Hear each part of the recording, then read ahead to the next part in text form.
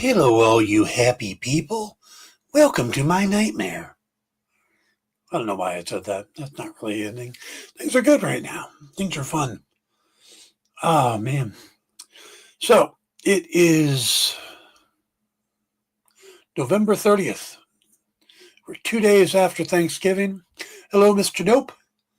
We are now hurtling towards Christmas at Mach speed. And the end of the year. We're going to be looking back at 2025 soon going, what the hell was that?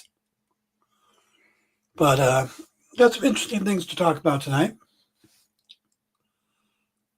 One of which is some things that I noticed in the Superman movie that nobody's talking about.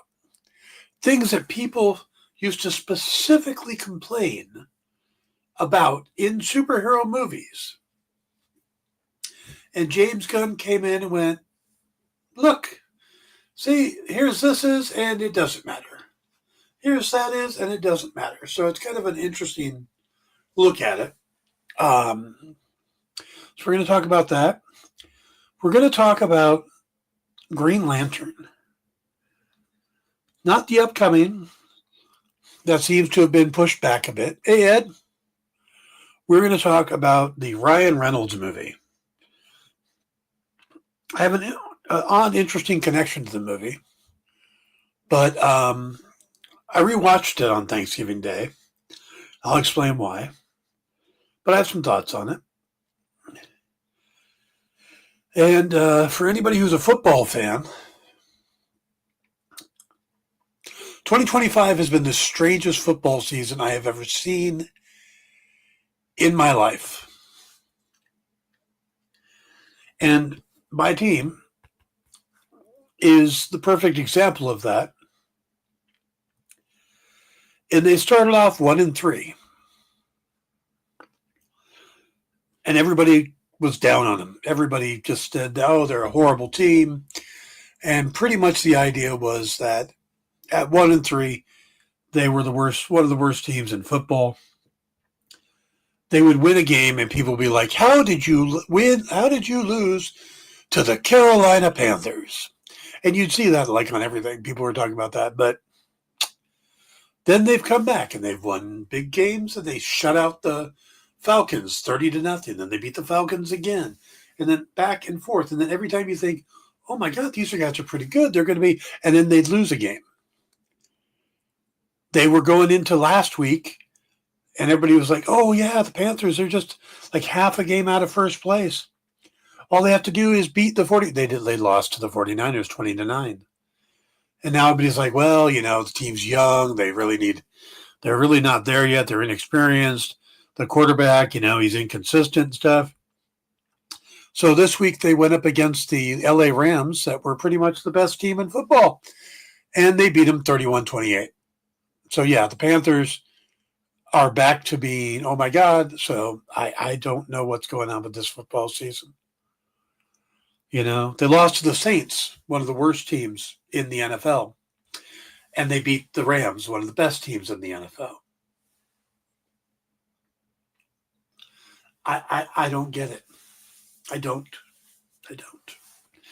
That's like Superman beating Lex Luthor and losing to Toyman.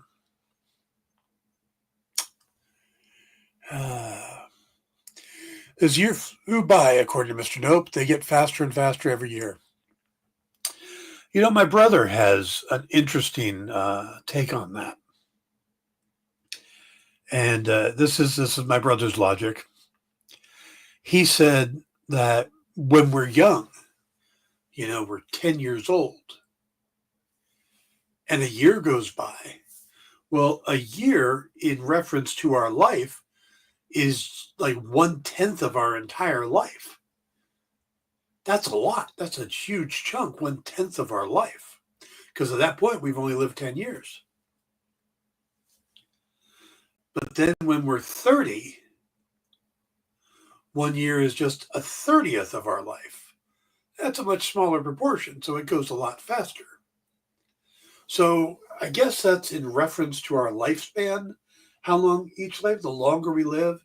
So now at 55, 2025 is just 1/55th of my life, you know, which is a much smaller proportion. So it goes much faster. Kind of an interesting logical thought on that, huh? Perception of time based on your life. And of course, my brother's the same guy that told me when you would do something around the house, like, should you mow your own lawn? Well, how much do you make at work? Figure out your hourly wage, whether you're a salary or not. And that's what an hour of your time is. And that's, how much you'd be mowing the lawn. If you do take an hour to do it, then that's how much it would be. And if you could hire somebody to do it cheaper in that hour than it would take for you to do it, then you might as well pay someone else to do it. My brother's got an interesting way to look at life. Mr. Nope says this season has been so hard to choose picks for the. Oh, no kidding. I honestly don't know how. I'm glad I'm not currently in a. I'm not currently in a fantasy league, and I'm not doing a picks league. But yeah, this year would be just insane. You don't know what's going to happen each week. The Texans played the Colts today, and the Colts are one of the better teams. The Texans have been crap, but all of a sudden, I don't know, and the Texans beat the Colts. Hey, Jay, good to see you. So, all right, let's get into our main topics. All right, so I've had some free time lately, and I put stuff on in the background. And one of the things I've been watching a lot of are people's reactions to and their theories about the Superman movie, because I really enjoyed the Superman movie. But as I'm watching it, and I'm rewatched the movie and stuff like that, I came across 6 things that people used to complain about in superhero movies. 6 things that James Gunn addressed in his movie one way or another. And in doing so, just kind of waved them off. Just put them in and then went, see, this isn't important. Whoop, gone. And it also makes some things make sense when you look at them. If this was a conscious thing he was doing. Now, I've got my list here. And I'm going to start with the big complaint that we had in superhero movies for a while. And you guys will remember this one. I called it the Big Sky God. So many times in superhero movies, the ending would be the heroes taking on some huge creature in the sky. The first Suicide Squad, the way the portal in the Avengers, it just the swirling cloud in the second Fantastic Four movie. Everybody was complaining about that all these movies ended with the giant sky cloud or sky god. And that it was, what we wanted was just a fist fight. Just wanted people to fight. Just wanted a good old-fashioned hero fight, But they kept doing that. They would, why? It didn't make a lot of sense. You guys remember that? Do you remember how many movies they would just suddenly, the ending would be some big thing in the sky? They had that in Man of Steel too. It was kind of in the sky, but it wasn't. It was that big pounding thing. And it just was so prevalent that people started hating it. Well, Superman had one of those. Superman had a big creature in the sky that the heroes had to come and fight. Except that it didn't matter. It was such a brush off, a non-important thing, that Superman didn't even go to fight it. He left it for the Justice Gang. You know? And you've got to understand what the Justice Gang means in the Superman movie. The Justice Gang is what a corporate-run studio would create. You know? So that's why they're the ones fighting the big Sky God. Because it was these big corporate studios that was their decision. Oh, Sony, we would have a big Sky God. Oh, Marvel, Sky God, you know. So that was what, that's why it was the Justice Gang fighting them, because, and the Justice Gang are controlled by a corporation, by Lord Tech. But that's why they're the one fighting it, because it was like, that's what these silly companies did. These by committee superhero movies. You know? So James Gunn put one of those in the movie and made the corporate people fight it because it wasn't important enough to justify the hero we wanted, our Superman, to fight, because it was just this corporate thing. The second thing also involves the Justice Gang. Do you remember that in the early 2000s, superheroes never got their costumes?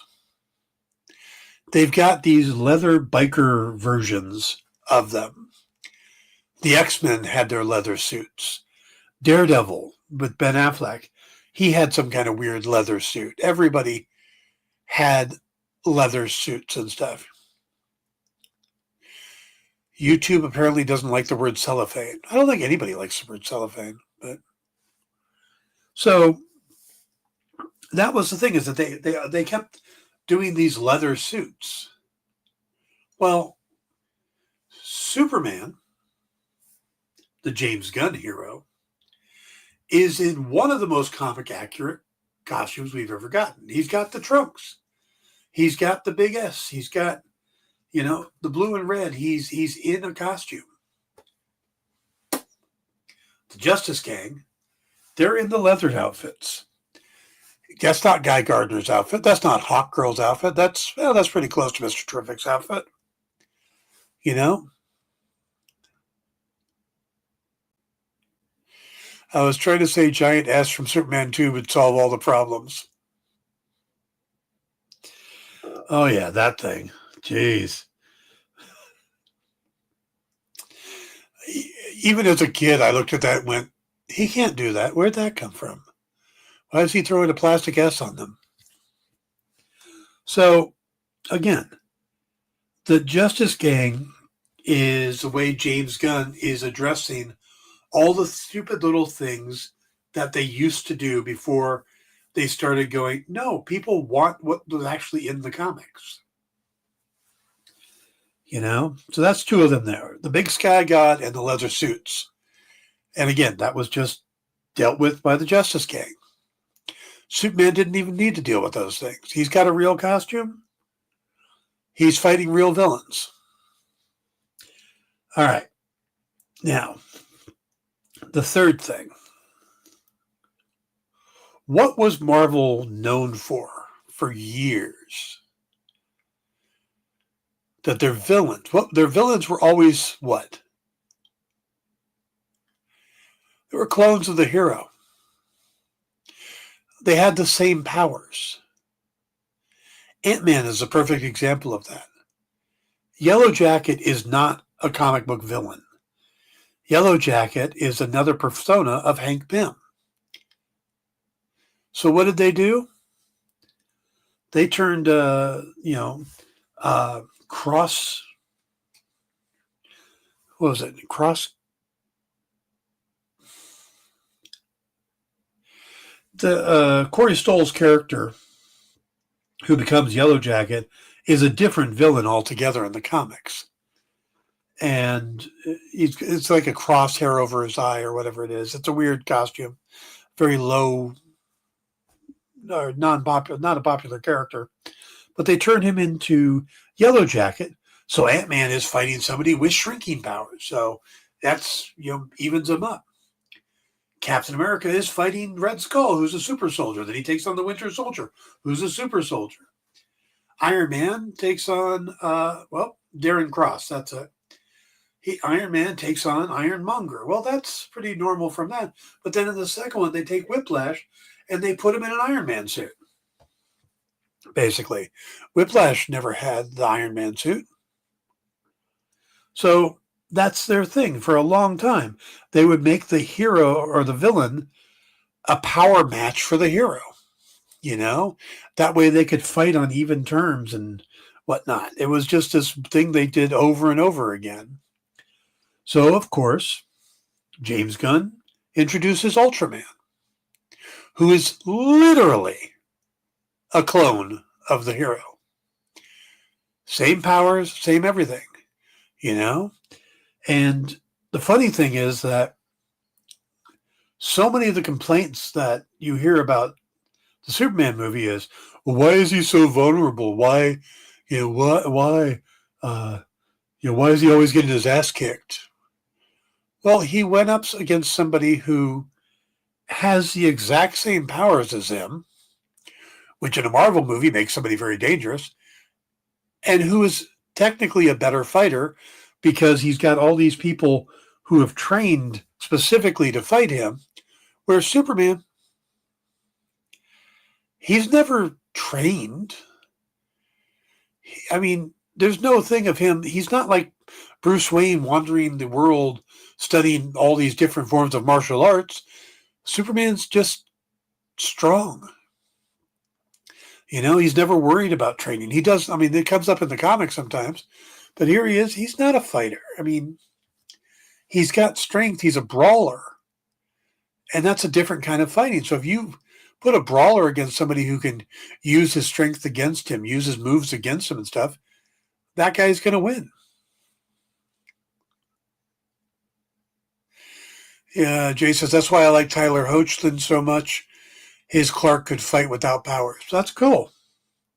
And that's something that should always be addressed when you get farther into the character, is that, when you put him one-on-one with somebody his own strength, it's why in Man of Steel, Clark had such a hard time with Zod, because Zod's a trained warrior and Clark isn't, So he has to learn that later on in his thing. He's only been a superhero for 3 years? I think that's what they said. All right. So, but he does the villain clone thing. But that's not the big bad. The big bad is Lex Luthor. The villain clone is just a henchman in this, because that's not the real big bad. So again, James Gunn is going, look, I'm going to give you leather suits, but that's not my hero. So that's what the corporate guys did. I'm going to give you big sky god monsters, but that's not the big bad. I'm going to give you the clone on superpowers, but that's not the big villain. He's doing all the stuff that we used to complain about in superhero movies, and he's putting them on the side going, here it is, here's that, this is what you talk about. And then he brushes them away like they do not matter. And they don't. So, let's see. Melted Copper says, at least DC, you have a few Superman to either like or dislike. Yeah. Oh, Slipknot Van, good to see you. Melted Copper, good to see you too. So, another thing people complain about in superhero movies, and I saw something about it just now. I saw a cartoon just an hour ago, and it had a picture of Falcon and Hulk and Spider-Man, and they're all sleeping. They're all... And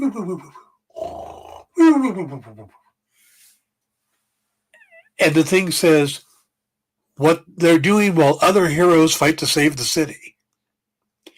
And that was a big thing. It's like, how come in Spider-Man the Avengers don't show up?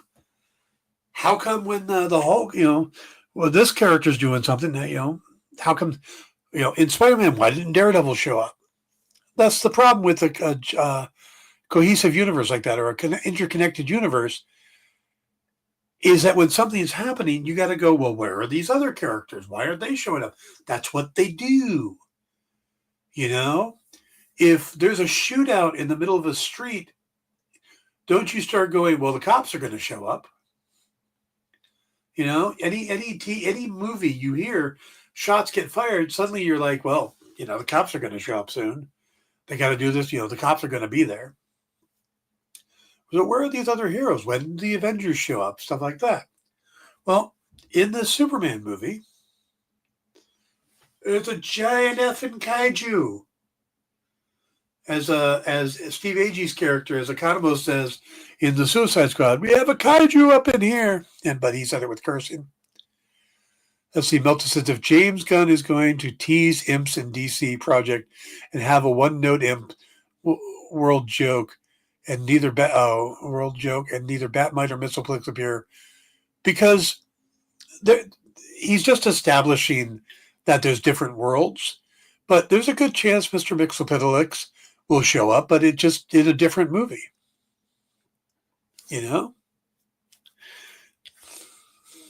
So yes, Batmite is referenced, and there's different kind of imps too, because there's the imps that they talk about in season 2 of Peacemaker as well.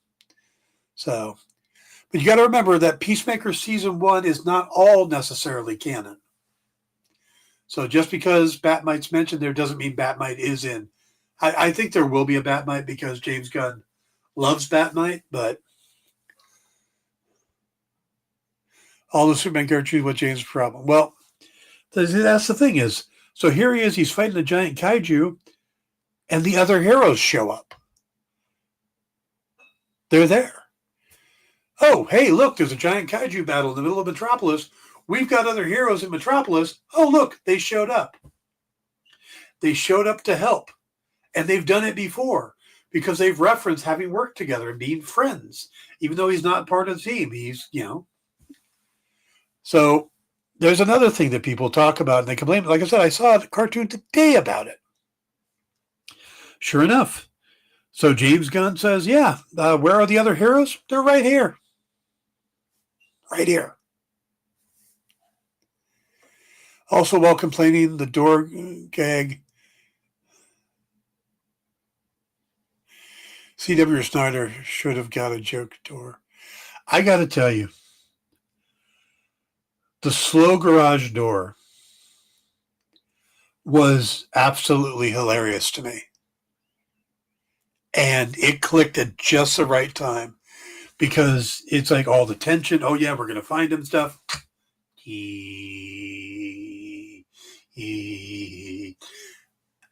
That one got me. And so far, every time I've watched it with somebody new, it just clicks. That is one of the tried and true jokes. Don't know why, but it works. It's an official DC thing. Wanting DC to use their stuff to the fullest isn't bad. No. But see, that's the thing is that he's kind of getting to it. He's doing those things. He's addressing all these things that we used to complain about in superhero movies. Jay says they should do a special presentation where it's David Cornsweet versus Mr. Mxyzptlk. You guys just want me to say that, don't you? I'm thinking now that's that you just want me to have to say Mr. Mxyzptlk. Wouldn't even have to be just a funny segment like the Adventures of Superman cartoon. That would be funny. You should send that to him. Ed says, I love how the teaser picture of Superman putting his boots on in the background and that imp wasn't even really part. Yeah, that's the thing. That was it. They got it.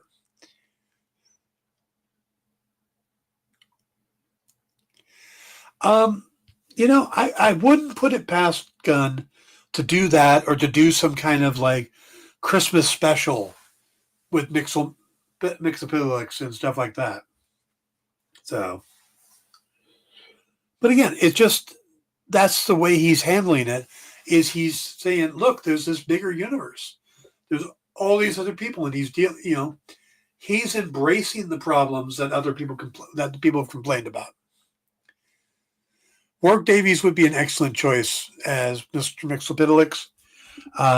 Danny DeVito would be as well. I think he'd be fun.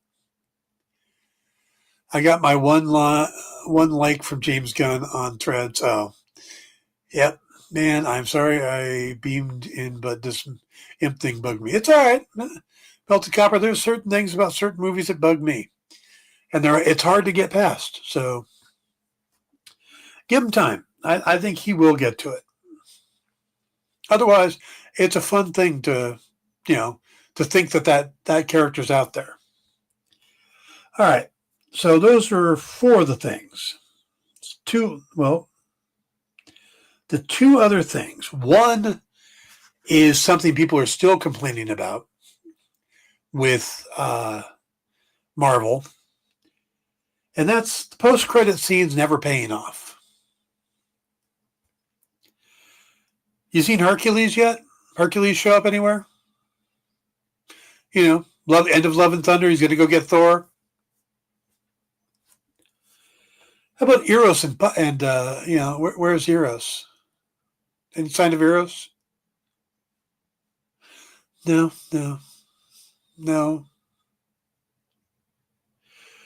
Or where are the rest of the Eternals who got taken to space? No. Did the 10 Rings gang ever return?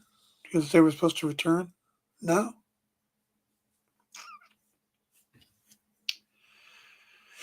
Dark Knight or Black Knight and Blade. Black Knight and Blade. They Pip the Troll. Yep. Where's Pip? Not a peep out of Pip, huh? So what kind of post-credit scenes did we get from James Gunn? They're there. But they're little jokes or little just moments. Oh, look, Superman and Krypto on the moon watching the Earth. That's already paid off. There's no hint or anything. The setup for another movie was in the movie. And we know it's getting paid off. We're getting Supergirl next year. And then when are we going to get Superman 2? Well, Man of Tomorrow? Year after that. 2-year turnaround on a sequel? That's unheard of. And a sequel with Brainiac? They could never do a Brainiac movie. Let's see. Melted Cops of Miss Marvel post-credit scene should have been Rogue meeting Carol, taking off her gloves and going for a handshake. That would have been interesting. I'm convinced Cottonmouth from Luke Cage never was to be Blade. Fahey didn't rule Marvel TV now that Ali is gone.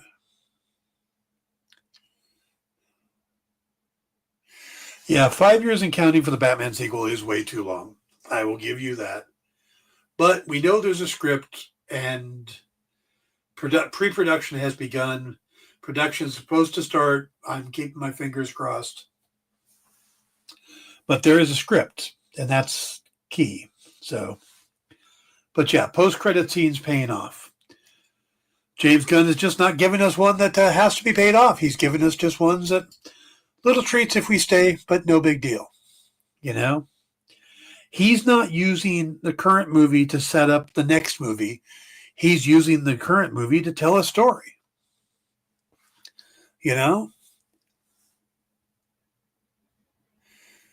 Predator Badlands took the Blade movie spot. Yep. Like Godzilla -1 and Legendary Godzilla. I'm okay if we get 2 Batman. Yeah, I am too. I don't want Robert Pattinson's Batman to be the Batman in David Cornsweat. I know in the main DCU because Robert Pattinson's Batman is the detective. It's, he's focused on the grounded stuff, and I like that, and I want him to stay that way. If you want one of the more superpowered villains, you put him in the DCU. Clayface, But Robert Pattinson's character should go against Joker, Riddler, Hush, those types, Two-Face, those types of villains. So, fantastical Batman over here with David Cornsweat, gritty Earth bound Batman over here with Robert Pattinson. Let's just keep that. Supposedly right now, the big name they're talking about for the new Batman just broke today is Tom Brittany. Not an actor I'm familiar with, but that's the name I keep hearing. Let's see. Ed says Dan and I are on the same page with Batman and Penguin. Leave them out of the Superman world. Exactly. Professor Pig and Zaz, or however you spell it. You're missing an S. ZSASZ. Which is funny if you ever look at how to spell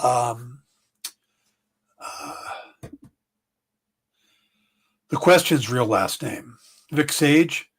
His last name is Zaz as well, but it's spelled SZAZS or S. Yeah. It's just a slightly different version of Zaz. So I still would love to do a Question thing with Victor Zaz as the villain, just to really play up on that. This the Batman fighting OG horror mask, Clayface could be fun, or at least an actor Bruce meets as a tease. Yeah. But see, that's the problem. When you tease something, then people want it to be paid off. Like Mr. Mxyzptlk. You're mad that there's no Mr. Mxyzptlk, right? So just keep that in mind. When you tease something, then somebody wants it paid off. All right. And now the final thing that James Gunn addresses and brushes off. And this isn't so much that fans were complaining about, but I was complaining about. Me, personally. In my video, The Psychology of Villainy, Lex Luthor, I took a look at all of the Lex Luthors we've had and how every time Lex Luthor went to the big screen, he was never done right. He was a megalomaniac or he was greedy and stuff. And none of those things are Lex Luthor. For me, the only Lex Luthors that were somewhat close to the actual character was Michael Rosenbaum on Smallville and a little bit of what John Cryer was doing in the Arrowverse. But there it is. Jay's got it right there. Land. Yes, the big thing that that Lex Luthor did in all of the Superman movies were real estate scams. What did he want to do in the first Christopher Reeve Superman movie? He wanted to blow up California to make Arizona beachfront property because he had bought all the land. And what did they want in the Superman Returns with Brandon Routh? He wanted to use the kryptonite stone or whatever it was to create a new island made, so then more land. Yeah. They turned Lex Luthor into a real estate developer, which they kind of did in the comics if you think about it, because what John Byrne did when he reinvented Superman in the Man of Steel comic, he reinvented Lex Luthor. He took him from being a mad scientist to being a business guy, and he based him off of Donald Trump, a real estate developer. So I get where they kind of went with that. But Michael Cudlitz, see, I haven't seen enough of Superman and Lois I never got to Michael Cudlitz's role. Oh boy, Dr. Doom is Hope a character and not That's Evil Tony. Yeah. Post-credit scene in Thunderbolts, it was really annoyed me and nothing to do with FF movie. Why bother if you're not carrying through with it? The FF movie, the post-credit scene was directed by the Russo brothers, so it's going to not tie into Fantastic Four, which was already being filmed at the time. It's going to tie into the Doomsday and Avenger stuff. So, yeah. Anyway, so how did James Gunn handle that?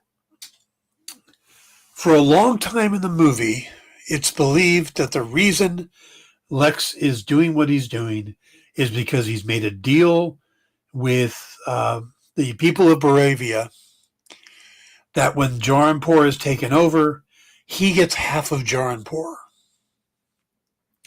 That he's going to get his own country.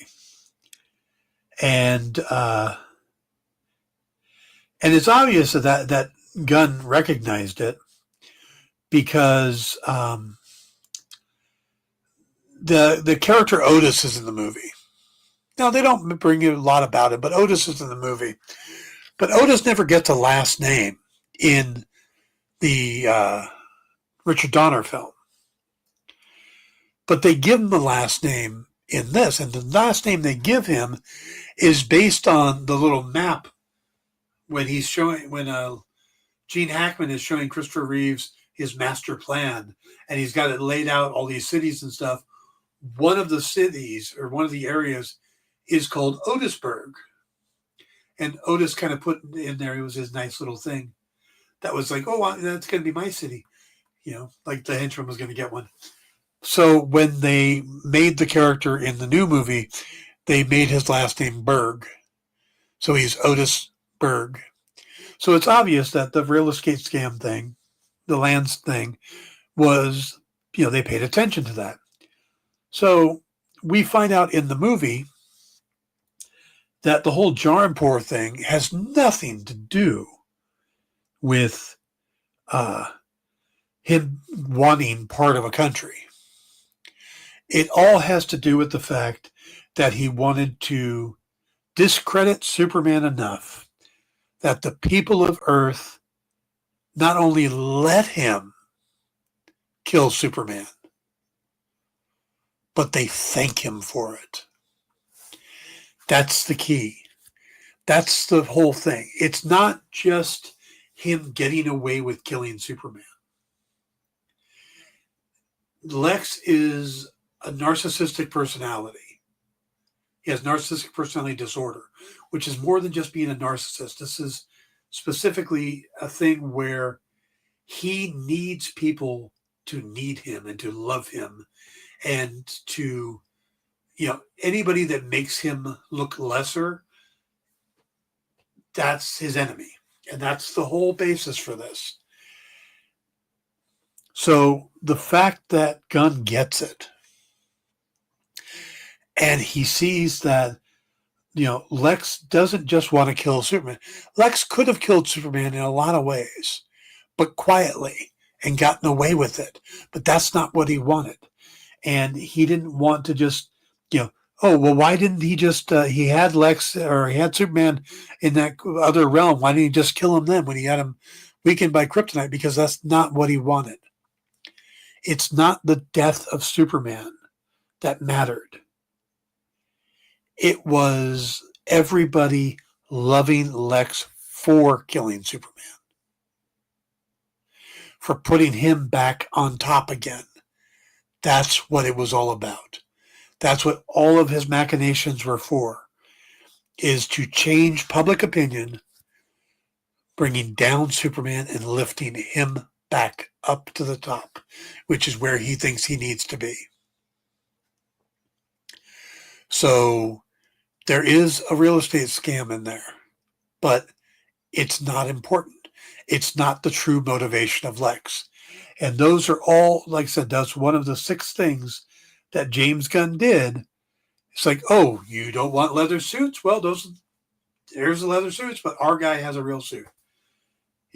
That's corporate. That's corporate. That's this. This is people not understanding Lex. He shows that he gets it all. So, all right, what am I missing? Yeah, posted Dr. Doom. Nice callback. Yeah, Gunn got me on the first watch. I was like, no, Lex wants land and to be king again. Then we find out the truth behind it. Yep.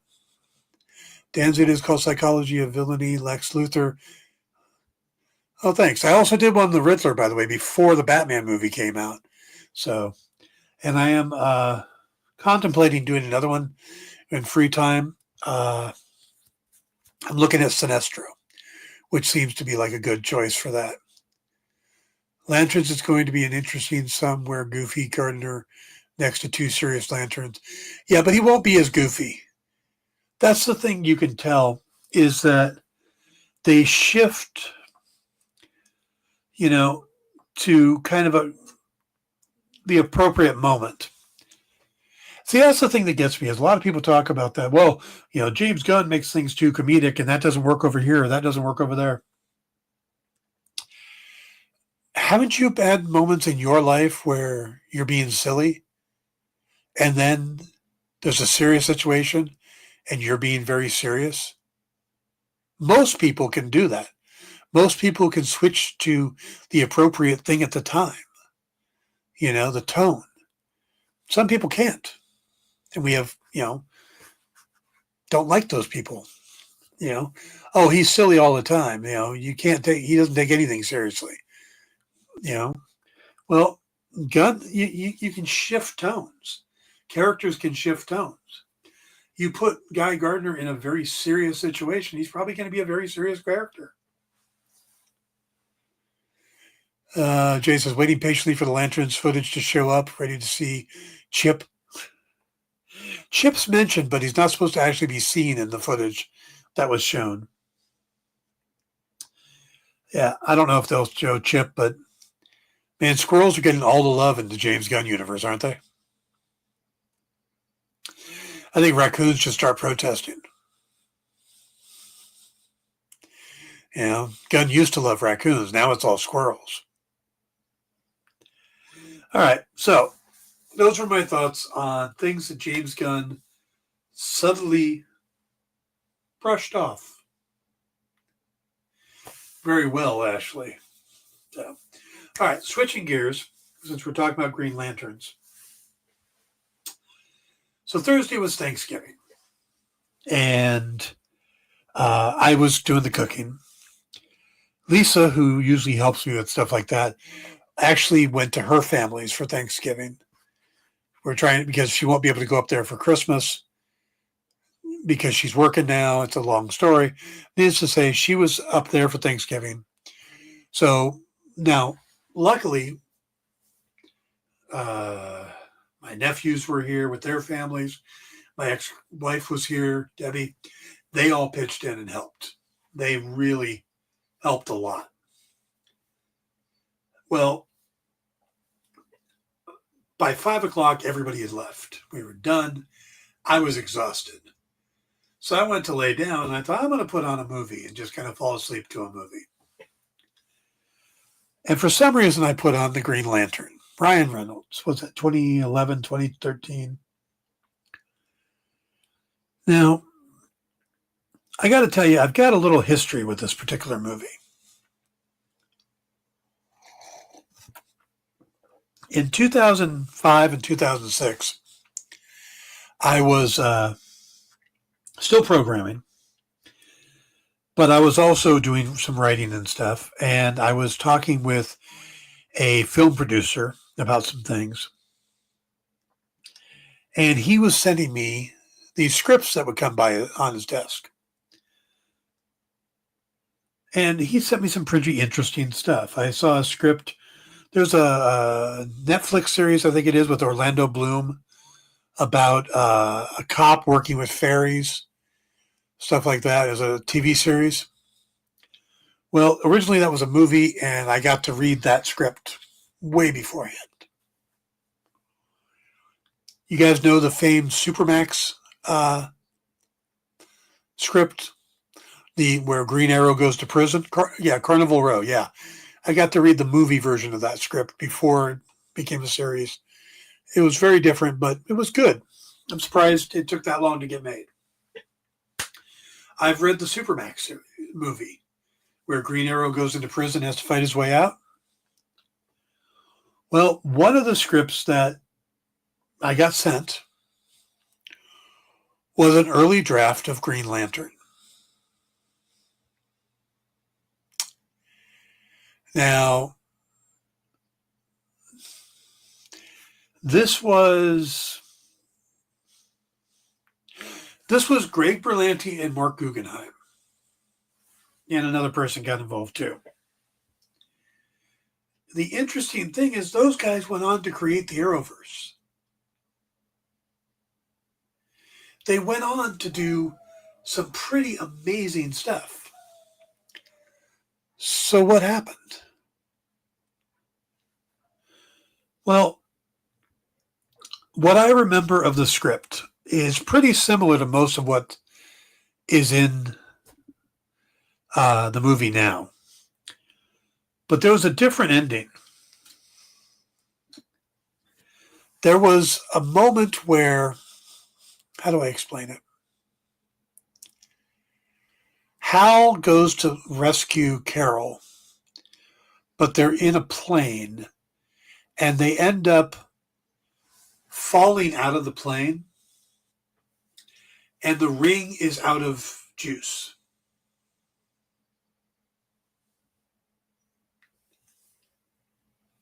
I think I may have told this story because I think Jay's already a step ahead of me. And as they're falling, they embrace and they kiss because they know they're about to die. Except their love creates the energy to recharge the ring. And Hal is able to save them. Now, besides that, destroying every bit of lore ever, it was one of the cheesiest things I've ever read in my life.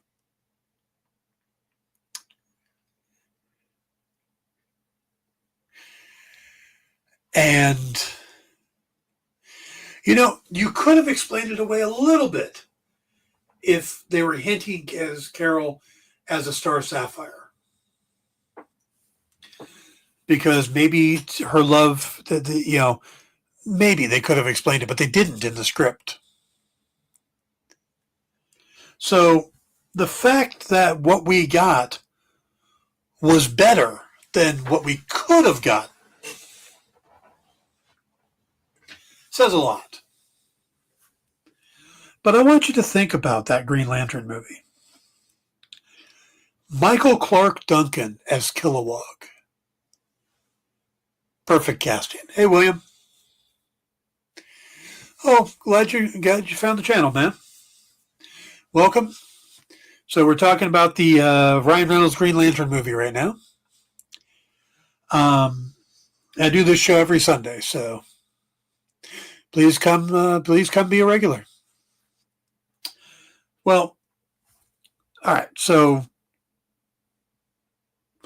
Michael Clark Duncan as Kilowog is perfect. Jeffrey Rush as Tomar Ree. Great casting. Mark Strong as Sinestro.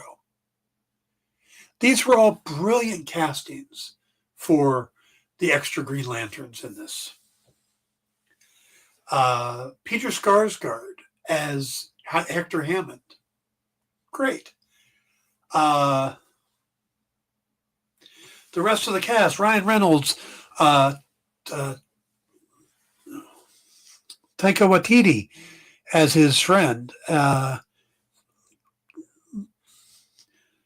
Blake Lively as Carol Ferris. These were all great castings. This should have worked. This was a movie that should have been amazing.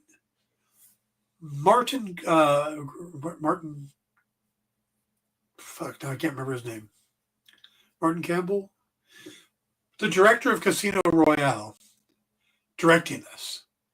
This should have been an amazing movie. And it's not.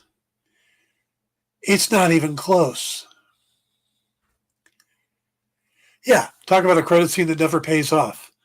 Him putting on the ring, becoming Sinestro, or becoming part of the Sinestro Corps, taking on fear instead of will. And this should have just been absolutely an amazing movie. And it's so bad. And it's funny is that when I go back and I rewatch movies, I can usually find little bits of good in it. Mark Campbell, thank you. Little bits of good. I can't in this one. It was worse on reviewing. It's just so bad. And maybe it's so bad now because of all the good stuff we've gotten over the years. And even, I mean, there is not a Marvel movie.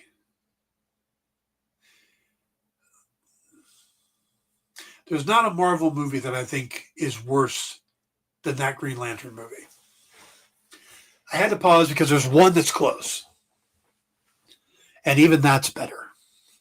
And that's Thor Love and Thunder, which I still consider to be the worst Marvel movie. And the fact that to me the worst Marvel movie and the Green Lantern movie have one thing in common, which is Taika Waititi. But they did different things in there. So, but yeah, no, the that movie is so bad. And I tried to think, well, what could have fixed it? Was it Ryan Reynolds' portrayal of Hal Jordan? I don't think it was horrible. I just don't think it was good. You know? What about the costume? Everybody hated that costume. Yeah, I think if they would have gotten a real costume for him, because Mark Strong looked awesome in the gear that he was set up in, how he looked. Kilowog, Tomar Reed, they all look good. But you put it on Ryan Reynolds and it doesn't work. And it might be because the uncanny valley thing, where when something's too close to real, it doesn't look right. That could be what it is that because those are all aliens, we have no problem seeing them in the different designs. But because Hal's human, it doesn't look right. I mean, even Aquaman's father was Abin Sur. Just everything you'd want to make this movie work is there, and it doesn't work. And it's just amazing to me. William says, I think they should have dived more into Green Lantern homeworld and into the Lanterns fighting off-world threats.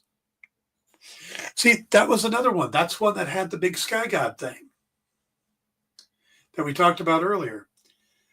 I don't think Parallax was, I agree with you, but I don't think Parallax was the right villain. Parallax should have been saved until you had the Yellow Lantern Corps established, till stuff like that.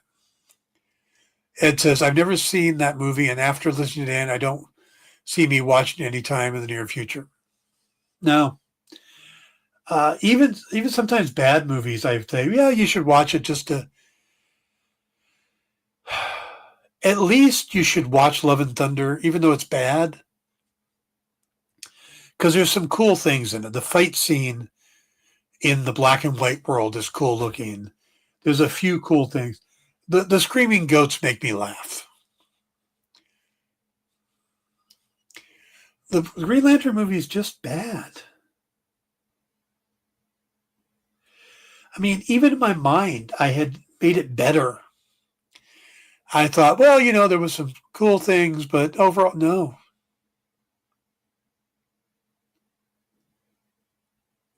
No. Nope. It's a bad movie. I mean, really, really, really bad.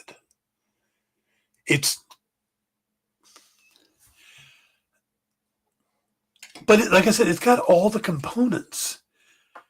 From a lore standpoint, the costume was a screw up, yes.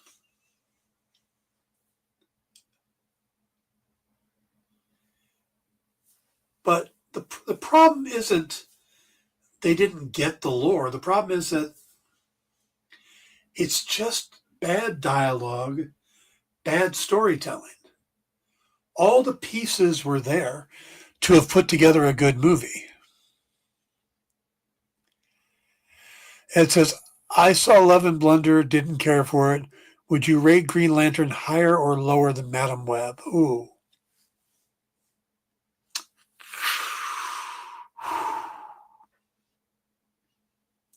See, Madam Web is bad on a different level. The Sony films are bad on a different level. The Sony films are people that do not understand the characters trying to just make something work. And they're people who are not that talented. You know, and it's not saying the actors, but I'm saying like they're not getting top level directors. They're not getting top level writers. I mean, I think the Madam Web writers are the same guys that wrote Morbius or some horrible thing like that. So they were basically going discounts just to throw these characters out there. Green Lantern, they went to good people. They went and got the Casino Royale director. They got Ryan Reynolds and Mark Strong and Jeffrey Rush and Peter Skarsgård and Blake Lively. I mean, they didn't say skimp on the money. This should have been a good movie, but it's just so poorly written. They had all the right components and just threw them into a box, shook it up, and went, here you go. It's like, no, you have to put them together properly. You've got to make it work, and they didn't. See, that's the amazing thing about the Green Lantern movie is that everything that was in it should have been good, but the story just wasn't there. You know? Again, in a lot of movies, you could pick it apart. Jay likes Venom. I don't have a problem with the Venom movies. I think they were exactly what they wanted to be. But I think that's because of Tom Hardy. You know, I think he was kind of the overseer on those movies. Craven was just bad. I'm sorry, Jay. Craven was just bad. Craven was better than Madam Web because it had some good action. But it was a bad movie. I don't know why all those guys had bad accents like that. Green Lantern is DC's IKEA. Yeah, it's one. The Green Lantern movie is one of those that you look at and you're like, how did you screw this up? You know, it's like